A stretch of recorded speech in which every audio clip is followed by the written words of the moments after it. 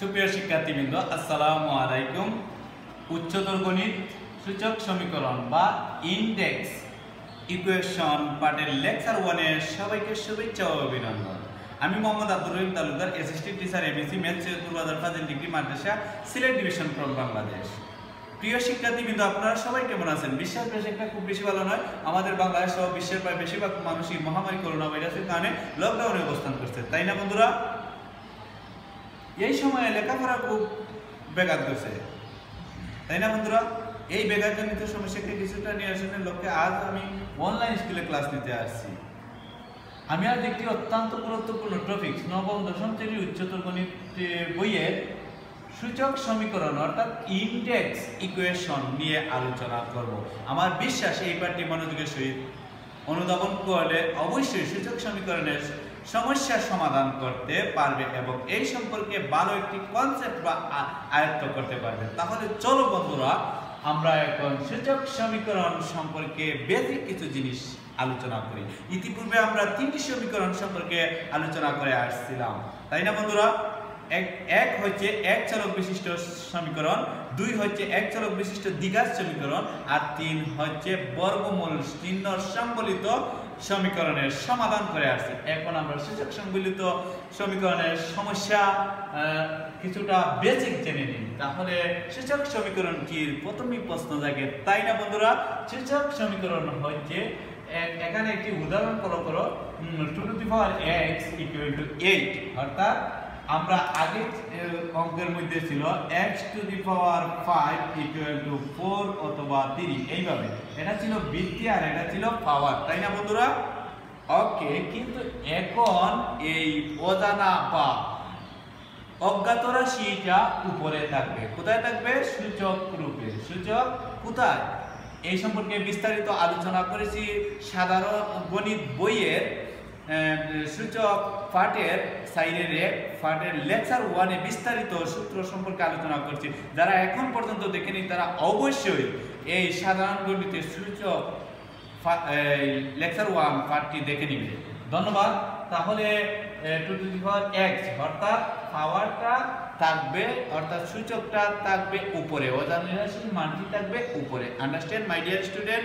Okay, thank you so much. তাহলে আমরা এখন এই সূচক সমীকরণ কি জেনে নিই। যে সমীকরণের অজ্ঞাত চলক সূচক রূপে থাকে, অর্থাৎ সূচক পাওয়ার রূপে থাকবে, বৃত্তি থাকবে সংখ্যা, আর অজানা রাশি থাকবে উপরে, অর্থাৎ শক্তি, পাওয়ার, গ্রাফ ইত্যাদি রূপে। আন্ডারস্ট্যান্ড?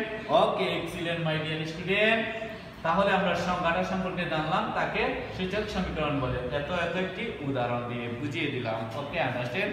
এখানে অনেকগুলা সূত্র প্রযোজ্য, অনেকগুলা সূত্র ব্যবহার করতে হয়। আমি এখানে সূত্রগুলি আলোচনা করিনি, কারণ হচ্ছে সাইডের এক গণিত বইয়ে আমি বিস্তারিত আলোচনা করছি। যারা এখন পর্যন্ত দেখোনি, এই পাঠটি অবশ্যই দেখে নিতে হবে, তারপরে এই পাঠটি আলোচনা করলে অবশ্যই বুঝতে পারবে। তাহলে এখন দেখো বন্ধুরা, a to the power x = a to the power m। বৃত্তি একজাত হলে বাদ যায়, বৃত্তি একজাত হলে বৃত্তি চলে যায়, পাওয়ারে সমান হয়, x = m। Understand? Okay, excellent my dear student, thank you so much. যেখানে কোন শর্তে এই সূত্রটি প্রযোজ্য? যেখানে এর মানটা 0 থেকে বড় হতে হবে, অর্থাৎ 2, 3, 4, 5 এভাবে পর্যায়ক্রমে থাকতে পারে, কিন্তু a not equal to 0, এর মান কখনো 0 হলে এই সূত্র প্রযোজ্য হবে না। একটি শর্ত হচ্ছে এর মান হতে হবে 0 থেকে বড়, এবং দ্বিতীয় শর্ত হচ্ছে এর মান কখনো 0 হতে পারবে না। যদি 0 না হয় তাহলে এই সূত্রটা প্রযোজ্য হবে। Thank you so much. এখানে আমি অন্য একটি অক্ষর দিয়ে লিখেছি, অন্য বর্ণ দিয়ে, a to the power x = a to the power y। বৃত্তে বাদ, তাহলে x = y। কোন শর্তে? a > 0 শর্তে, অথবা a not equal to 0 শর্তে। Understand? Okay, excellent my dear student. Next number 2, এটা যদি 1 হয়, এটা হচ্ছে 2, তাহলে a to the power x b to the power x।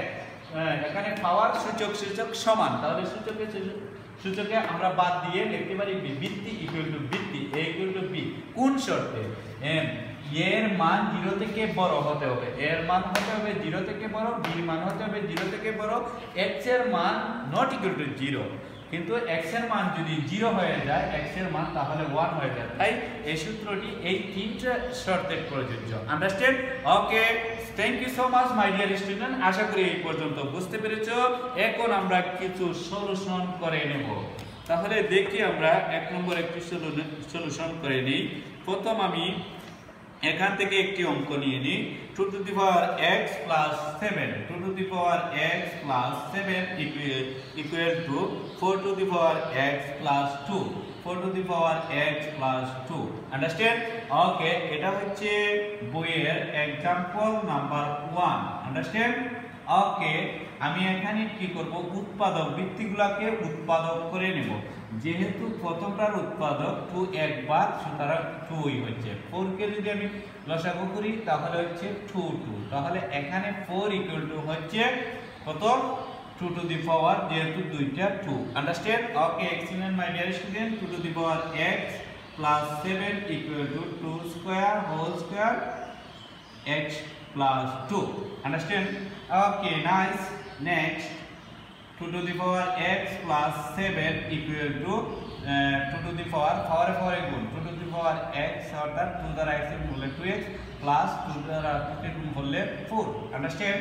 ওকে, এখন আমরা এই সূত্র ব্যবহার করে আমরা পাই বৃত্তে বৃত্তে বাদ, অর্থাৎ a এ বাদ, তার মানে এখানে 2 এ বাদ দিলে থাকে x plus 7 equal to 2x plus 4. Understand? Okay, excellent my dear student. Next, x minus 2x, অর্থাৎ অজানা রাশিগুলো একদিকে আর সংখ্যাগুলোকে অন্যদিকে নিয়ে নেব। Understand? 7 বা 2x প্লাস এর আর মাইনাস এর আর x প্লাস এর, তাহলে একটা x চলে যায়, চিহ্ন বড় সংখ্যার বসে। সে সম্পর্কে বিস্তারিত সাধারণ গণিত বইয়ে আলোচনা করেছি। ওকে, তাহলে -3, এখানে থাকে কত, -3। ওকে, নাইস। মাইনাসে মাইনাসে উভয় দিকে বাদ, তাহলে x equal to 3, x equal to 3। অতএব নির্ণয় সমাধান x equal to 3। Understand? Okay, excellent my dear student. এই পর্যন্ত ছিল। আমরা আরেকটি সমস্যা সলিউশন করে নেই, এটা কমপ্লিট। তো আমরা এখন পাঠ্য বইয়ের একটি সমস্যা সলিউশন করে নেব, সেটা number 1। 3 two the power x plus 2, এক number 3 two the power x plus 2 equal to আছে 81, তাই না বন্ধুরা? ওকে, অবশ্যই পৃষ্ঠা নাম্বার 97, পৃষ্ঠা নাম্বার 97 অনুশীলনী হচ্ছে 5-3। ওকে, 3 টু দি পাওয়ার, এটিকে উৎপাদক করা যায় না, যা আছে তাই লিখে নিলাম। এখানে 81, এটা কি লসাগু করি 3 দ্বারা, তাহলে হচ্ছে 27 কে যদি আমরা আবার 3 দ্বারা দেয়, 2 দ্বারা দেয় না, তাহলে 9 কে আবার আমরা 3 দ্বারা উৎপাদক করে নিই, তাহলে হচ্ছে 3। আন্ডারস্ট্যান্ড? Okay, excellent. কয়টা পাইলাম? 4টা 3 পাইলাম। তাহলে 81 ইকুয়াল টু 3, একটা বৃত্তি হবে সবটির পাওয়ার 1, 81 সবটি যোগ করলে হয় 4। আন্ডারস্ট্যান্ড? তাহলে এখানে আমরা লিখতে পারি 3 two the power 4। Nice. Okay, excellent. তাহলে 3 বৃত্তি আমরা উভয় দিকে বাদ দিই, সূত্র নাম্বার এত থেকে আমরা পেয়েছি যে বৃত্তি বাদ, তাহলে x plus 2 equal to 4। Okay, excellent my dear student. তাহলে x ইকুয়াল টু 4 মাইনাস 2, এখানে প্লাস থাকলে মাইনাস হয়। আমরা সমাধানের নিয়ম অবশ্যই জানি, প্লাস হলে মাইনাস, মাইনাস হলে প্লাস, ইনটু হলে ভাগ, আর ভাগ হলে হয় ইনটু। এই সম্পর্কে বিস্তারিত গণিত বইয়ে আলোচনা করেছে। ওকে, লেকচারগুলো দেখে নিব। Equal to x equal to, আমরা অতএব